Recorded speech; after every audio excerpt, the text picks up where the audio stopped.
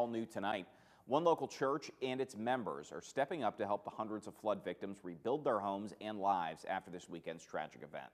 Over the next couple of weeks, New Bridge Church in Wheeling will be partnering with Samaritan's Purse and 8 Days of Hope, two organizations that volunteer to help communities throughout the country recover after a disaster. The lead pastor of the church, Chris Figueretti, says they will house the hundreds of volunteers from the two organizations at New Bridge. Once the affected areas are accessible, members of the congregation and the community will get to choose an organization to work with and will go to work on rebuilding these communities.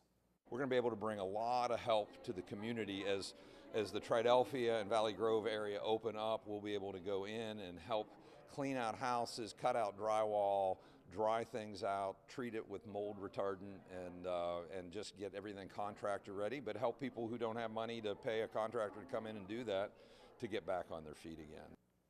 If you're interested in joining the volunteer efforts, you can visit the church's website to register. We have a link to the registration setup on our website, WTRF.com.